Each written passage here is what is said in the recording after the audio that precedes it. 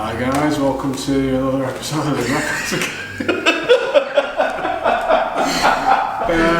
I didn't even realise what you did there. I think actually, if you morphed me and you, would be Alright, for him. Hi guys, welcome to another episode of the Grapplers Academy. Once again we stood up, once again we're going to be looking at takedowns. And we got one of the more classic takedowns, but one that everybody fucks up quite a bit. Yeah, The single leg. fair to say. There's quite a few different ways to finish it, and I'm sure me and Bonn have sort of varying details as well amongst ourselves. We're not going to look at sort of getting into the single leg. We're going to sort of look at hand placements, our preferred hand placements, and just a few tips and tricks that we found to actually finish this takedown. So when I'm taking hold of Bonn's leg, I like, especially when I'm entering it, I like to get my forehead into the rib cage because I want to get their shoulders sort of behind their back leg if possible. So when I am stepping in and entering it, my head's taking hold of my head's going into the rib cage, and as I'm taking the leg, I'm almost travelling forward to try and get his head and shoulders sort of either on the back leg or trying to get him beyond the back leg. And you also see that I'm taking a grip below the knee. I'm not the biggest fan of taking hold of the knee here, more so because you can start to bend the leg and get out here, and I've got a lot less control over the leg. So I tend to go, dominant hand goes over the calf, and my second hand goes over my wrist, and I'm almost kind of like pinching my elbows towards my hips and engaging my lats, so I've got a lot more control over the leg here. My feet, I tend to be a little bit wider so I can get a lot of movement in and out. I'm not the biggest fan of pinching my leg here. And then to finish this, I'm going to take a big back step like this in a big circle. My head's going to start to go into the outside.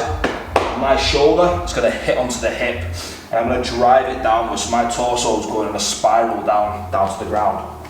So I'm going to step back, drive my shoulder in, and as soon as I start to feel Bonn go down to the ground, I loosen my grip on his legs. Otherwise, I'll end up going down to the ground with him. But I'm making sure that I'm keeping hold of this leg here, so then I can start to elevate the heel and enter into a guard passing sequence.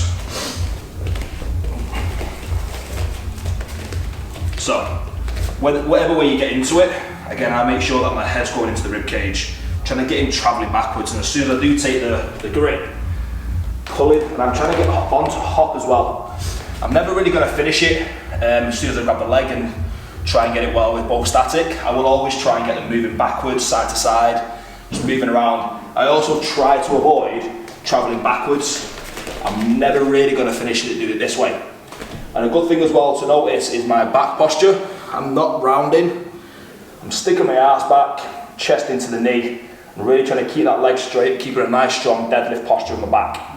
And again, nice wide stance, so I've got plenty of movement, taking a big step round, and my shoulder is hitting the hip, quite a big impact, and going in a diagonal line downwards. As I'm coming down, I'm landing here, loosening the grip, and entering in for a guard passing sequence, depending on how we land. So another important detail on that head position there, when we're looking at it from a defensive aspect, from a submission point of view as well.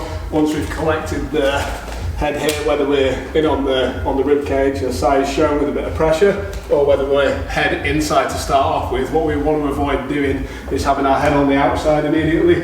It's going to mean that Sai can guillotine me pretty much almost straight away.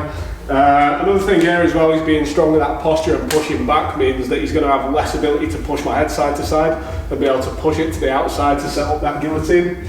And another thing just on top of what we were talking about there as well in terms of how we can manipulate the length of the lever. Always we've got a better manipulation over any lever that we're going for if we're at the end of it. So another detail that I sometimes like to use on this is as we're coming down, cupping the ankle as we drive the shoulder positioning. So I've got my block here and I'm using my shoulder as a pivot, but I've got a full long control of the lever as well. So it just gives you a little bit more purchase on your opponent, especially if they're a little bit bigger. You can use that smaller turning circle to your advantage and basically get you doing a small circle and them doing a big circle off the back of that. Oh, definitely. If you've got any other tips and tricks that you use for the single leg, leave them in a comment below and we'll love to discuss them with you or even try them out ourselves. We've got Bonafide PT, coached by Si with the Grapplers Academy. Make sure you like, subscribe, and leave a comment below. We'll see you next week.